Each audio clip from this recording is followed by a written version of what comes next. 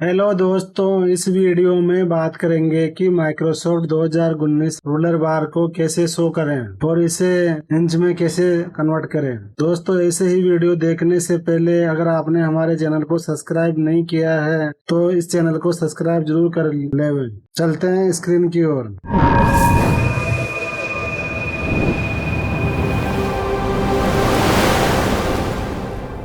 दोस्तों, जब वर्ड को ओपन करके इसमें कुछ टाइप कर लेते हैं, जब टाइप करने के बाद हमें पेज सेटअप करना होता है तो हमें ऊपर रूलर बार की आवश्यकता होती है।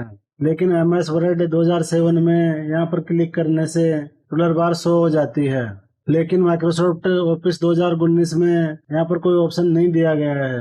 इसे शो करने के लिए आपको व्यू वाले ऑप्शन पर जाना होगा। जैसे ही आप व्यू पर क्लिक कर देते हैं तो आपको रूलर बार का ऑप्शन दिखाई देगा। इस पर क्लिक करने से रूलर बार शो हो जाएगा।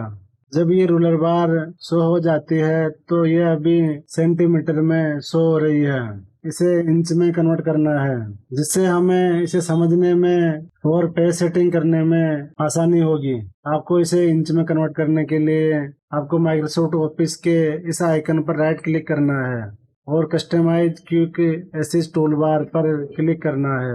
क्लिक कर देंगे तो ऐसे ऑप्शन ओपन हो जाएंगे। इसके बाद आपको एडवांस में जाना है और इसे नीचे की तरफ स्क्रॉल कर लेना है।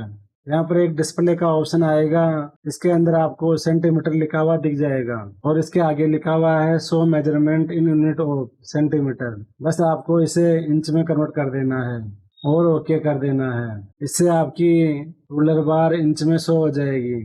इससे हमें इसे समझने में बड़ी आसानी होती है। दोस्तों, आपको वीडियो अच्छा लगा हो तो इसे लाइक, कमेंट, शेयर करके सब्सक्राइब जरूर कर देवें, जिससे आपको ऐसे ही इंटरेस्टेड वीडियो मिलते रहेंगे। धन्यवाद।